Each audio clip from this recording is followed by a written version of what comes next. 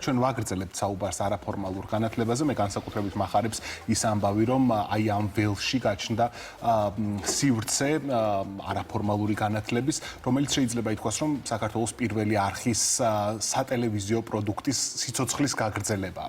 ამ შემთხვევაში ვგულისხმობთ წიგნების თაროს და წიგნების თაროს სკოლას და სწორედ ამ სკოლაზე სასაუბროდ შემოგვიერთდა სანდრო ლორთქიფანიძე, წიგნების თაროს წამყვანი, წიგნების თაროს სკოლის კრეატიული დირექტორი. ასევე მსახიობი და ქართველი ავტორი. მოგესალმებით, ძალიან გვახარებს განსაკუთრებით აი ამ თემაზე საუბარი. მოდი პირველ რიგში დავიწყოთ საუბარი იმაზე, თუ რატომ გაჩნდა სურვილი შექმნილიყო არაფორმალური განათლებისთვის სივრცე და ეს სივრცე დაეკავებინა წიგნების თაროს ამჯერად განსხვავებული სახით, არასატელევიზიო სახით. ჩვენი. კი ბატონო, ვიცი რა, ერთი მხრივ ჩვენ ვცხოვრობთ ისეთ ეპოქაში, რომელშიც ფორმალური და არაფორმალური განათლებების მნიშვნელობებს შორის ზღვარი ძალიან გაბუნდოვანებულია, იმიტომ რომ მაშინ როდესაც ბავშვებს აქვთ ძალიან დიდი სივრცე ინფორმაციის მისაღებად, როგორც არის ინტერნეტი, ხო? ძალიან რთულია უკვე განისაზღვროს მაგალითად რა ჯდება ფორმალური საზღვრებში და რა არის არაფორმალური, იმიტომ რომ მაინც ყველა ბავშვი, ყველა მოსწავლე იღებს დამატებით ინფორმაციას ინტერნეტის საშუალებით. ერთი მხრივ იყო ეს, ალბათ, მეორე მხრივ კი ზოგი ჭირი მარგებელია ეს პრინციპით, როდესაც დაიწყო პანდემია მთელ მსოფლიოში და როდესაც ჩვენ მივხვდით, რომ რაღაც პერიოდი გადაცემის ჩაწერებით შეჩერდა და ჩვენ მივხვდით, რომ წიგნების თაროს რაღაცა თავისი ვალი, თავისი წვლილი უნდა შეეტანა ბავშვების აღზრდა განათლების საქმეში, ბავშვებისა, რომლებიც სახლებში იყვნენ დარჩენილები, სკოლაში ვეღარ დადიოდნენ და ფაქტობრივად რაღაცნაირად ჩამოშორდნენ ინფორმაციულ სივრცეს, ჩამოშორდნენ საგანმანათლებლო სივრცეს. ამიტომ გადავწყვიტეთ, რომ პირდაპირ ესე მედგრად შევდგომოდით ამ საკმაოდ რთულ საქმეს, რაც არის სკოლა, განათლება, თუნდაც არაფორმალური ფორმით და დავაარსეთ ზუსტად 1 წლის წინ წიგნების თაროს სკოლა, რომელიც თავის თავში გულისხმობს დაწყებითი კლასის მოსწავლეებისთვის ისეთი საგნების სწავლებას, ისეთი ცოდნის მიცემას, რომელიც პირდაპირ ფორმით არ ისწავლება სკოლაში.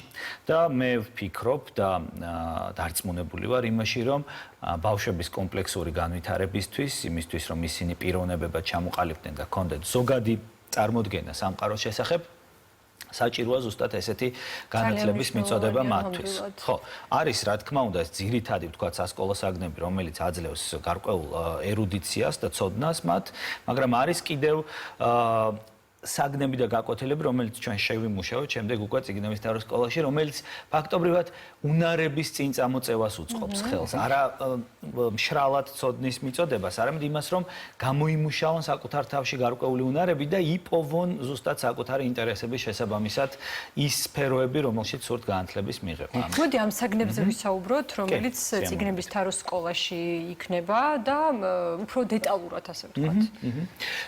ჩვენ გვაქვს სამსაფეხურიანი პროგრამა, ანუ წიგნების თაროს სკოლის ერთი სრული კურსი რომ გაიაროს ბავშვმა, ასე ვთქვათ, ამისთვის უნდა გაიაროს 3 საფეხური.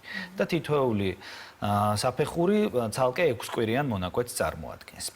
ისწავლება 6 ძირითადი საგანი, ეს არის ფაქტობრივად ვეცადეთ რომ მოგვეცვა როგორც ტექნიკური, ისე ჰუმანიტარული საგნები, იმიტომ რომ ეს არის ვთქვათ ცივილიზაციები და მითოლოგია, ერთი მხრივ რაშიც შედის ისტორია, არის დედამიწა და კოსმოსი, რომელიც მოიცავს მთლიანად აი როგორც ფლორა, ფაუნა, გეოგრაფია, ბიოლოგია, ისე კოსმოსი და ასტრონომია, ხო? არის ადამიანი და ჯანმრთელობა, რაც ძალიან მნიშვნელოვანია დღესდღეობით, რომ ბავშვებმა იცოდნენ, ვთქვათ, უსაფრთხოების ის ნორმები, რომელიც მათივე ჯანმრთელობისთვის აუცილებელია და ამას ვასწავლით ძალიან კარგად.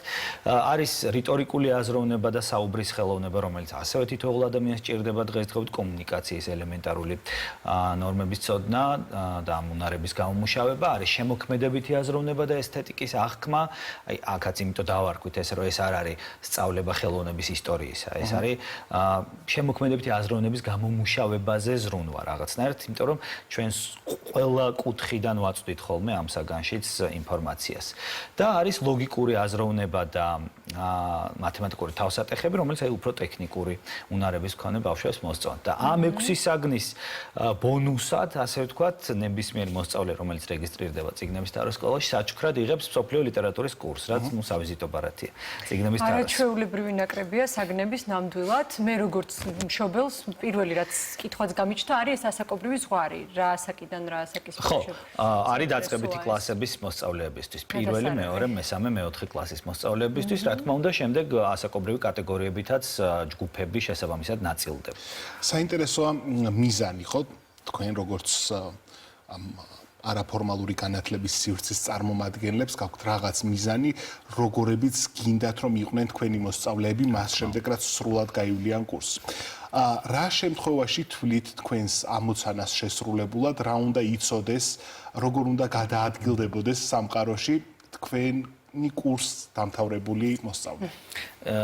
იცით რა, მე მგონია კიდევ აი ჩვენი საუბრის დასაწყისს რომ დაუბრუნდე, რომ თანამედროვე სამყაროში ნებისმიერ დროს შეუძლია ადამიანს რომ რაღაცა ახალ პროფესიას დაეუფლოს, ხო? მაგალითად, რაღაც მასტერ-კლასებს უყუროს, ელემენტარულად ისწავლოს. მათ შორის ახალგაჩენილ პროფესიებს. ახალგაჩენილ პროფესიებს, ჩემ გარშემო იცი მეგობრები, ვისაც თქვათ მაგისტრი იყვნენ რაღაცა კონკრეტული პროფესიის და შემდეგ დაინტერესდნენ მაგალითად პროგრამირებით და ეხლა პროგრამისტები არიან, ხო? ანუ ამ საშუალებებს როცა იძლევა სამყარო, ჩემი აზრით ყველაზე მნიშვნელოვანია რომ ბავშვებს, რომლებიც დაწყებით კლასებში არიან, გავუღვივოთ ინტერესი თვითგანვითარების მიმართ. ძალიან მნიშვნელოვანია, ყველაზე მნიშვნელოვანია. ხო, აი ჩვენ რაც არ უნდა ვასწავლოთ, შეიძლება რაღაცებს უფრო უგულო დამოკიდებულება გქონდეთ რაღაცებისადმი მეტი ინტერესი, მაგრამ ყველაზე მთავარი არის რომ აი ცნობის მოყვარეობა გავუღვივოთ და შთავაგონოთ ის რომ ადამიანი მუდმივად უნდა ისწრაფოდეს შემეცნებისკენ. სწორედ ამიტომ ჩვენი სკოლის სწავლების მთავარი მეთოდი არის შემეცნება გართობით. ანუ ჩვენი მიზანი თუ შემეცნება მეთოდი არის გართობა, იმიტომ რომ ამასაკის ბავშვებს მე ვფიქრობ, რომ არ უნდა დავუმძიმოთ ძალიან ცხოვრება. მით უმეტეს, როდესაც ეს გაკვეთილები მიმდინარეობს ონლაინ რეჟიმში, ხო? ყოველთვის უფრო ხალისით და ინტერესით სწავლობს ბავშვი, როდესაც თამაშით აკეთებს ამას. რა თქმა უნდა, რა თქმა უნდა. ამიტომ ჩვენ ვამბობთ ხოლმე, მაგალითად, რომ რადგან არის ეს გაკვეთილები ონლაინ, ჩვენ საგაკვეთილო დრო კი არ ჩავუნაცვლეთ წიგნების თაროს სკოლით, ანუ ის დრო, რაც ყოველდღურად ბავშვებს სწავლებისთვის აქვთ გამოყოფილი. არამედ სათამაშო დრო ჩავუნაცვლეთ, იმიტომ რომ ისინი თამაშობენ ფაქტობრივად ჩვენს გაკვეთილებს. სასარგებლო თამაშებს. სასარგებლო, რა თქმა უნდა, ეს არის ინტერაქციული შემეცნებითი თამაშები, ინტელექტუალური თამაშები. ოღონდ მხოლოდ თამაშებზე არის, რა თქმა უნდა, ვაწვდით ინფორმაციას სხვადასხვა მულტიმედიური საშუალებების დახმარებით, ილუსტრირებით, ვიდეოებით, ფოტოებით, ანუ ვიყენებთ ყველაფერს, რაც შეიძლება თანამედროვე პირობებში გამოვიყენოთ და ბავშვები არიან მუდმივად ჩართულები და ძალიან ბევრი კითხვები ებადებათ, რაც არის ჩემთვის ყველაზე ძვირფასი, იმიტომ რომ ამასაკში ბავშვებს თუ ებადებათ ბევრი კითხვები, ისინი ეცდებიან რომ მათზე პასუხები მიიღონ და როდესაც ცდილობენ რომ პასუხები მიიღონ, ისინი სწავლობენ. მეორე მხრივ რთულია, განსაკუთრებით რთულია და ამის საილუსტრაციოდ უამრავი ვიდეო არსებობს, როგორ ვერ პასუხობენ მაღალი რანგის პროფესიონალები თავისსავე მიმართულებით ბავშვებს ძალიან უცნაურ კითხვებზე.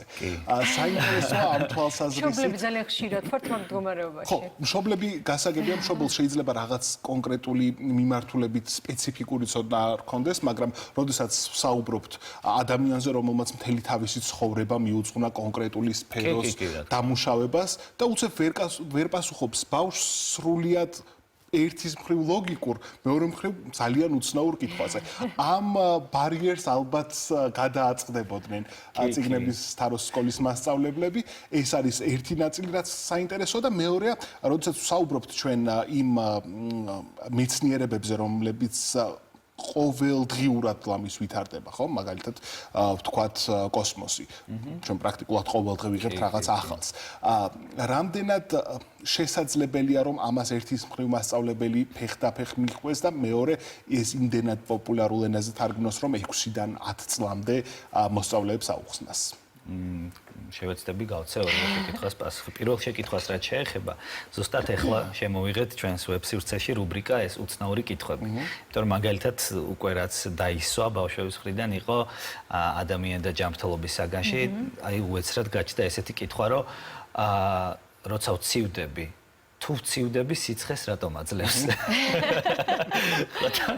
უცებ რა თქმა უნდა დავიბეთ, მაგრამ ძალიან კარგად გაართვა ჩვენმა მასწავლებელმა თავი აუხსნა მთელი ის პროცესები, რაც გაციებისას მიმდინარეობს ორგანიზმში, რა თქმა უნდა, მარტივი ენით და რატომ იწევს გაციება სიცხის მომატებას. მაშინ რატო არ ცხელდებიო ბავშვმა იკითხა.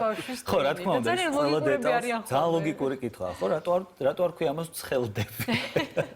სანდრო, ის რა მაინტერესებს, ლიტერატურაზე რამდენად იქნება განსაკუთრებული აქცენტი და ზოგადად, ну, დარწმუნებული ვარ, რომ იქნება და როგორი იქნება მეთოდი თვითონ ტექსტზე მუშაობის. კი, ამაზეც ვიტყვი ორ სიტყვას აუცილებლად. რაც შეეხება მასწავლებლებს, ჩვენი მასწავლებლები არიან წიგნების თაროს მონაწილეები, თაროელები, სტუდენტები და დაამთავრებელი კლასის მოსწავლეები. ამაში არის ერთი დიდი პლუსი. მათ ბევრად უკეთ ესმით ის ენა, რომელზეც ბავშვები ლაპარაკობენ. მიუხედავად იმისა, რომ შეიძლება ძალიან დიდი განსხვავება არ იყოს ჩვენსა და მათ შორის, ხო, რაღაც ეპოქალურად დიდი დრო არ არის გასული, მაგრამ მაინც აი მართლა ყოველწლიურად იმდენად დიდია ტემპი ცვლილებების, რომ მათ უკეთ ესმით ამ ბავშვების და ეს ბავშვები ხშირად აღნიშნავენ ხოლმე, რომ ძალიან მეგობრობენ ამ მასწავლებლებთან და როცა მთავრდება კურსები, მერე მისწერენ ხოლმე კიდე რჩევებს ეკითხებიან და ასე შემდეგ. ეს არის ერთი, ასე ვთქვათ, ფანდი, რითიც ვახერხებთ, რომ მასწავლებლებმა გასაგებ ენაზე აუხსნან რთული საგნები. მეორეა მაგალითად აი დღეს ზუსტად ახალ პროგრამაზე მუშაობდით და რაღაცა ერთ-ერთ გაკვეთილს გავდიოდით და გადავამოწმეთ, ну პროგრამაში იყო მაგალითად ისწავლება უმაღლესი მწვერვალი, რომელიც არის ევერესტი, რომელიც ყველამ ვისწავლეთ, რომ არის 8848 მეტრი. მაგრამ ზუსტად შარშან გადაზომეს თავიდან და ხო, მახსოვდა ეს დეტალი და 8848 მეტრი და 86 არის, ამიტომ 8859 ითვლება უკვე ევერესტის სიმაღლე. ვაკლებდით სიმაღლეს. ხო, ცოტა ვაკლებდით და აქედან გამომდინარე ზუსტად იმისთვის, რომ მცდარი ინფორმაცია არ მივაწოდოთ, მუდმივად ვამოწმებთ იმ საყოველთაო ცნობილი ინფორმაციებსაც კი, რაც გამჯდარი გვაქვს გონებაში. და ამის შემდეგ ვაწვდით უკვე მათ. რაც შეეხება მსოფლიო ლიტერატურას, ეს კურსი მე მიმყავს და რა თქმა უნდა ეხება საბავშვო ლიტერატურას მთლიანად და აქაც ინტერაქციული მიდგომა გვაქვს, იმიტომ რომ ბავშვები, როდესაც მე რაღაც წიგნზე ველაპარაკები, ისინი ამას კითხულობენ შემდეგ ჩვენ ამას ვარჩევთ, განვიხილავთ, ახალ წიგნს ურჩევ ხოლმე და მუდმივი რაღაცა ეს პროცესი არის ცოცხალი, ჩემთვის მნიშვნელოვანია რომ მათში მკითხველი დაიბადოს, მკითხველი გაჩნდეს და შემდეგ უკვე თავად უკეთ აარჩევენ რა წაიკითხა. ისე ძალიან მნიშვნელოვანი როლი გაქვს, ასე ვთქვათ, ბავშვებს აყვარებ კითხვას და ეს ძალიან დიდი პასუხისმგებლობა ნამდვილად. საპასუხისმგებლოა ძალიან. ჩვენ ვისაუბრეთ იმაზე თუ რა უნდა იცოდეს როგორი უნდა იყოს მოსწავლე კურსის გავლის შემდეგ, სრული კურსის გავლის შემდეგ, მაგრამ ახლა როგორც მასწავლებელს ისე გკითხავ, რა არის ამოცანა უშუალოდ ლიტერატურის კურსის გავლის შემდეგ. ეს არის თუ არა ის, რომ შეიქმნას რიგითი კლიმი. რომელსაც ძლიერ უყვარს ლიტერატურა. კი, სადღაც პერსპექტივაში აუცილებლად ამას ურტყამს, იმიტომ რომ მე ვცდილობ ხოლმე ყოველ შემთხვევაში, რომ ველაპარაკო არაუბრალოდ წიგნების შინაარსზე, არამედ ველაპარაკო თვითონ კითხვის პროცესის დადებით მხარეებზე, ასე ვთქვათ.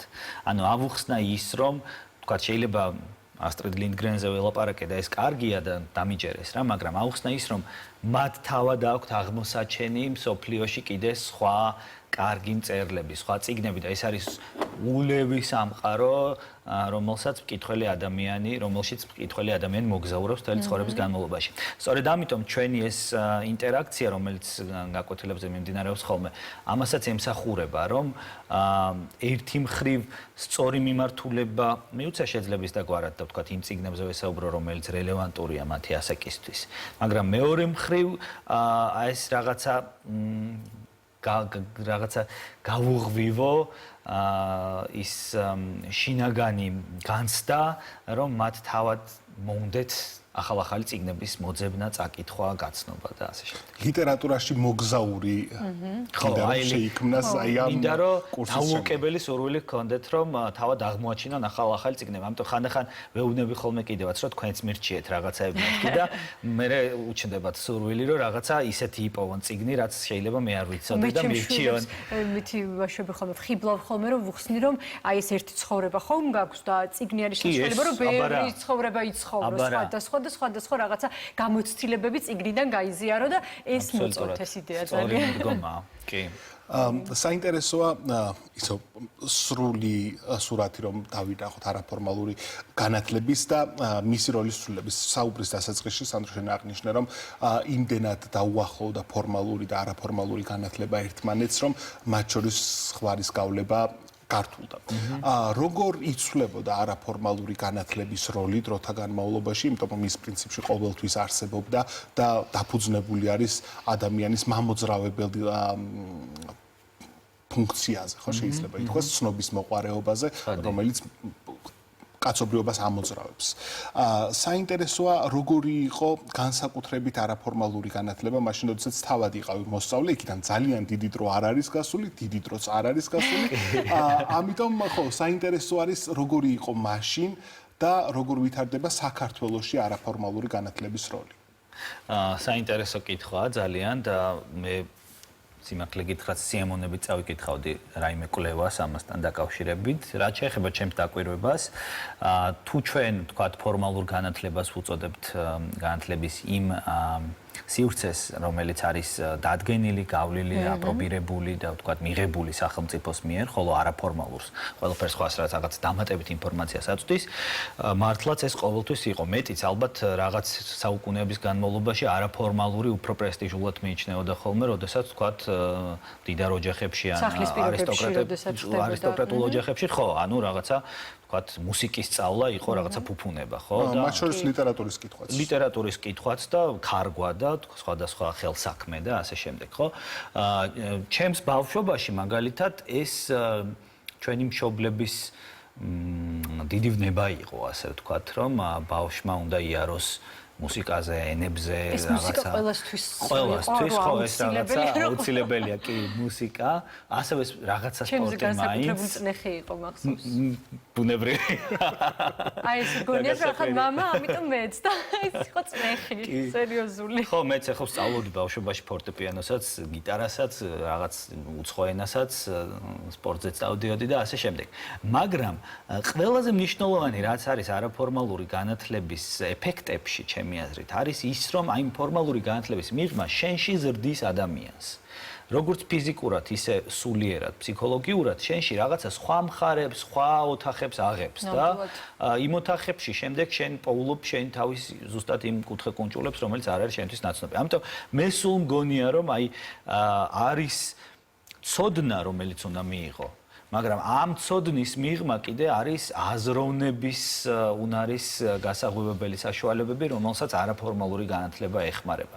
რომელიც პრინციპში შესაძლოა მოციფულ ასაკში ბევრად უფრო გამოგადგეს ვიდრე ფორმალური. რიგ შემთხვევებში შეიძლება ზუსტად იქ იპოვო შენი ნამდვილი მოწოდება, შენი სურვილები, ოცნებები. სულ რომც არ გაყვე იმ რაღაცეებს, თქვათ, რასაც აკეთებ, იმდენად ილექება და აი ბავშვობაში რაღაცები ნასწავლე, რომ გონია რომ შეიძლება არ მიუბრუნდები, მერე სადღაც ასაკში უცბად შეიძლება რაღაცეებს გიტოვებს. სულ ჩვენ ხშირად გაგვიგია მაგალითად რომ ზოგიერთი ასე ვთქვათ, ადამიანი ცოტა დილეტანტურ შეხედულებას ავრცელებს ხოლმე, როდესაც იძახის, რომ აი მე მინდოდა გამოსულიყავი მათემატიკოსი და რაც მინდოდა მუსიკის სწავლა მაგალითად რა. ან პირიქით, ხო, აი მე აი ფიზიკა რაში მჭირდება, ვიცი რომ მსახიობი უნდა გამოვიდე. პირობითად, ხო? სინამდვილეში ყველა ის საგანი თუ სფერო, რომელსაც ჩვენ ბავშვობაში ვსწავლობთ, არის არააუცილებლად იმისთვის, რომ იმის სპეციალისტები გამოვიდეთ, არამედ იმისთვის, რომ ჩვენი აზროვნება კომპლექსურად განვითარდეს, ხო? ჩვენი შეხედულებები სამყაროზე არ იყოს ცალმხრივი და არ გადაწონოს რაღაც მხარეს, იმიტომ რომ ეს ყველაფერი საჭიროა, ის ცოტა ტექნიკური სფეროს ცოდნაც, ცოტა ჰუმანიტარული სფეროს ცოდნაც და საბოლოო ჯამში ჩვენს აზროვნებას, ჩვენს პიროვნებას აყალიბებს, რომელიც შემდეგ რომელსაც უნდა იმას გაყვეს, ხო? ეს უკვე მისი გადასაწყვეტი იქნება, მაგრამ კომპლექსურობა ძალიან მნიშვნელოვანია. ხო, ძალიან. წიგნების თაროს სკოლა როგორც აღნიშნე, არის პანდემიის პირმშო, ხო? საინტერესოა, როგორ ხედავ ხანგრძლივ პერსპექტივაში წიგნების თაროს სკოლის განვითარებას და როგორ მეგობრობენ წიგნების თარო, სატელევიზიო პროდუქტი ამ შემთხვევაში და წიგნების თაროს სკოლა არაფორმალური განათლების სივრცე.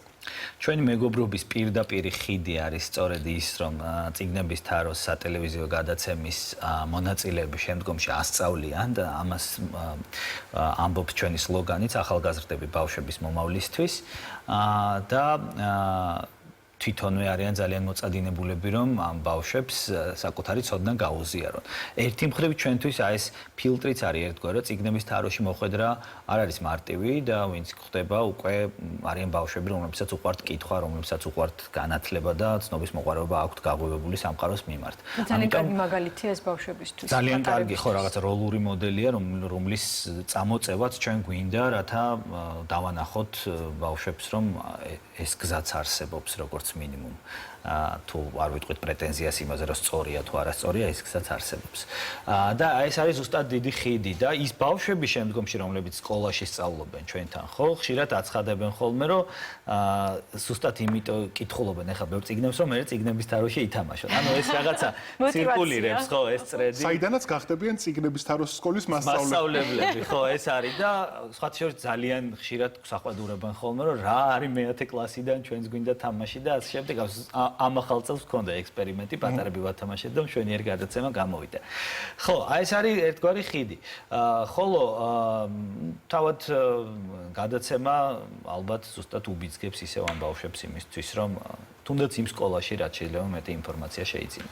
სკოლის მომავალს რაც შეეხება, ხო, აი მე მაინტერესებს ეს ტექნიკური ამბები. რაც შეეხება სკოლის მომავალს, ამაზე, ყოველი ახალი კურსის გამოცხადებისას ზრუნავთ ხოლმე, რომ რაღაცა თანადროულები ვიყოთ და განვავითაროთ და გავიზარდოთ და ეს ეთყობა კიდევაც მაგალითად შარშა როდესაც დაიბადა გაზაფხულზე სხვა პროგრამა იყო ზაფხულში სხვა და უკვე შემოდგომაზე საბოლოო სახე მივეცით ამ სამსაფეხურიან პროგრამას რომელიც უკვე ჩამოყალიბდა ასე ვთქვათ სამი საფეხური თითოეულ საფეხურზე 12 გაკვეთილი ასევე თითოეულ საფეხურზე ერთ გაკვეთილს ბავშვებს ცნობილი ადამიანები უკითხავენ მასტერ კლასს უტარებენ ასე ვთქვათ პროფესიონალები მაგალითად ზუსტად დათო ევგენიძემ ჩაუტარა ახლა შემოქმედებით აზროვნებაში და გაგიჟებულები იყვნენ ისე მოეწონათ იმღერეს გაკვეთილზე აი როცა ბავშვები არიან ხო ხშირად უჭირთ გახსნა ხო მაგრამ აი როცა სთავაზობ იმ პირობებს რომლებშიც კომფორტულად გრძნობენ თავს ისე იხსნებიან რომ მღერიან და ყველაფერში მოყვებიან